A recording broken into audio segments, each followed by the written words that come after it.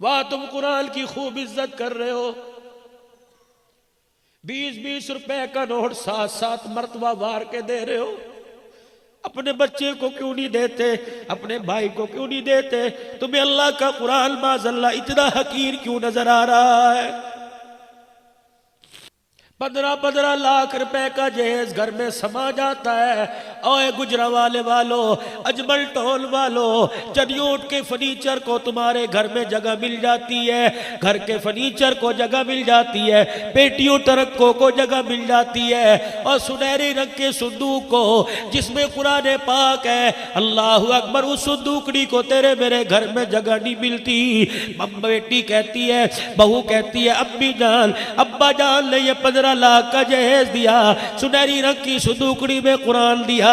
सास ने भी सर पे हाथ रख लिए, ससुर ने भी सर पे हाथ रख लिए। रो के कहता है, बहू रानी हमारे घर में इसके रखने की जगह कहाँ है? यहाँ कौन पड़ेगा? क्या करारों का घर है, हिंदुओं का घर है, सिखों का घर है, ईसाइयों का घर है? क्यों कहते हो यहाँ कौन पड़ेगा? तुम नहीं पढ़ोगे तो कौन पड़ेगा? कहते हो यहाँ कौन पड़ेगा?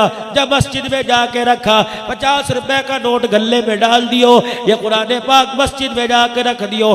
बच्चा जा रहा है, जिसे ये नहीं पता ये उर्दू की किताब है कि लारैब किताब है, ये मस्जिद में कुरान लेके गया, अलमारी खोली, 50 रुपए गले में डाल दिए, अलमारी खोली, कुरान पाक को अलमारी में जहां पहले कुरान रखे हुए थे वहां रखने लगा। पहले जो कुरान पाक पढ़े थे, आने वाले नए मेहमान को देखकर इन्होंने रोना शुरू कर दिया। क्या तू ये समझ के आया यहाँ तेरी तिलावत करेंगे, नफलों में तुझे जुबान नहीं पढ़ेंगे, तुझे सीने से लगाएंगे, तेरी जिल के बोझ से देंगे, तेरी आयतों के बोझ से देंगे।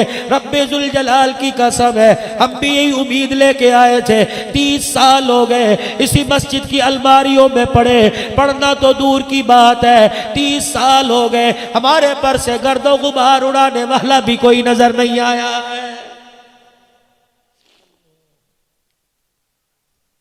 ये वक़्त का आलिम अल्लाह का वली बैठा है, इससे पूछ लो क़यामत के दिन अल्लाह के अर्श के सामने एक जगह इमामुल अंबिया खड़े होंगे, दूसरी जगह कुरान अल्लाह अकबर खड़ा होगा।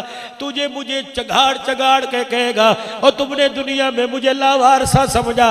देखो आज हजारों की तादाद नहीं, लाखों की तादाद में मेरे वारिस मौजूद है। बिलाल मेरा वारिस है, जिसने चमड़ा उधड़वा दिया लेकिन मेरा वारिस होने का इनकार न किया। अबू बकर मेरा वारिस है, हुसैन मेरा वारिस है, जिसने करबला के मैदान में नेज़े की एड़ियों पे चढ़कर कुरान सुना दिया लेकिन मुझे न छोड़ा। जिन्होंने अपने घर में कुरान पाक को जगह न दी, अपने सीनों में कुरान पाक को जगह न दी, अपनी जिंदगियों में कुरान पाक को जगह न दी, मुझे बताओ आज अल्लाह के दरबार में कुरान के सदके क्या लेने आ गए हो? मैं अर्ज कर रहा था कि जिसके नसीब जाग जाए खतांगे वाला क्यों ना हो। माँ क्या करेगा? अम्मा इससे फल तो नहीं काटा लेकिन नबूवत के दुश्मन का गला कटेगा। माँ भी माई थी, अपना मैला सुराखों वाला दुपट्टा बच्चे के सर पे रख के रोने लग गई, कहने लगी अल्लाह एक ही एक है, कबूल फरमा ले। पर्दे में माए बहने बेटियां बैठी हो, रात को बच्चा सोता नजर आए, रजाई नीचे हो, ऊपर दे के कहती हो अल्लाह इसे वक़्त का अमीर आदमी बनाना, अल्लाह इसे डॉक्टर बना देना, अल्लाह इसे फला बना देना। क्यों तुम्हारे मुंह से नहीं निकलता इलाहुल आलमीन इसे कुरान का कारी बना दे, इसे हदीस का हाफिज बना दे, इसे बैतुल्लाह का इमाम बना दे, इसे मस्जिद नबवी का इमाम बना दे। रब अकबर की कसम है, जो रब तेरे बड़े बच्चे को डॉक्टर बना सकता है वो बैतुल्लाह का इमाम और कारी क्यों नहीं बना सकता है?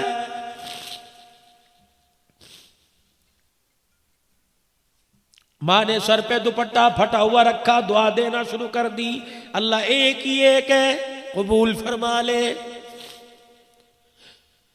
अगला दिल चढ़ा, चौक में गया जहाँ राजपाल की दुकान थी। दुकान पे चढ़कर गाजी इल्मुद्दीन शहीद ने गिरेबान से पकड़ के घसीटा, जमीन पे ला मारा और छोटे खंजर के सीने में वार करना शुरू कर दिए। अच्छी तरह जब ठंडा हो गया, मुस्कुराता हुआ दंदनाता हुआ जेल थाने चला गया और वहाँ जाके SHO साहब के सामने इतना सा खंजर रख के कहने लगा, जल्दी कर, मुझे हचकड़ी लगा, जल्दी कर, मेरे खिलाफ FIR काट दे, मेरे पैर बांध दे, मैं मोहम्मद के दुश्मन का गला काट। SHO भी अल्लाह वाला था, अपनी टोपी बेल्ट उतारी, अपनी सोटी मेज पे रखी, गाजी इल्मुद्दीन शहीद के पैरों को पकड़ के रोने लग गया। कहने लगा FIR कटेगी, उसमें सबसे पहले मुजरिम का नाम लिखा जाएगा, बता मैं तुझे कातिल लिखूं या मोहम्मद का आशिक लिखूं।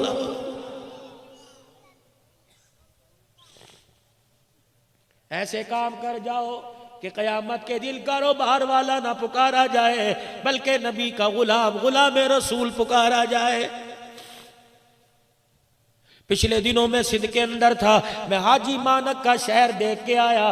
कौन हाजी मानक? बुढ़ा आदमी। आखिरी बात कहता हूँ, इसलिए कहता हूँ जाके थोड़ी देर सोच लेना।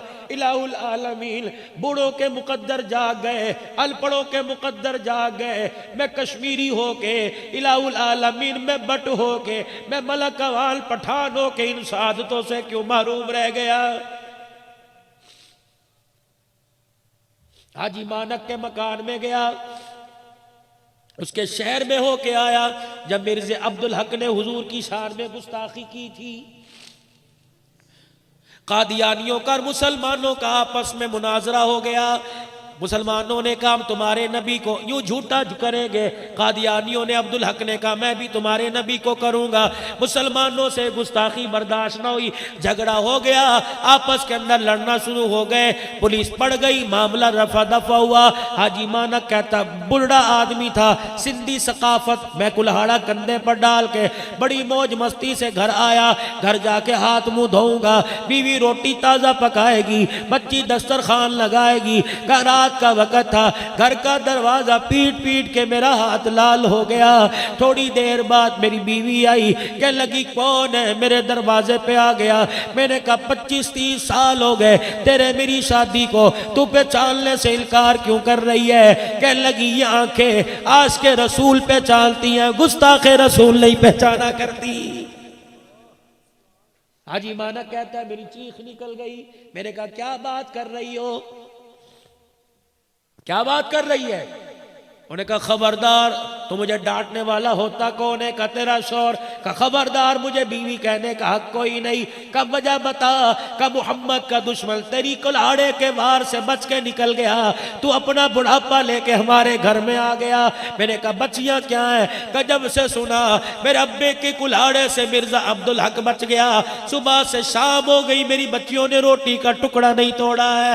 हाजी मानक ने अपनी बेटियों को आवाज दी, कहता मेरा बेटा कोई नहीं था। मेरी बच्चियां रो रो के कहने लगी अब्बा ऊंचा बोलेगी, तेरी शान में गुस्ताखी होगी, अब्बा जान या तू चला जा, या हमें घर से जाने की इजाजत दे दे, हम अपनी इज्जत नहीं बेचेंगी। अब कुएं में छलांगे बार बार कर, दरिया में छलांगे बार बार कर, मर तो जाएगी लेकिन अपनी जिंदगी में ऐसा बाप रखना गवारा नहीं करती है जिस बाप के हाथों से मोहम्मद का दुश्मन बच के चला गया है।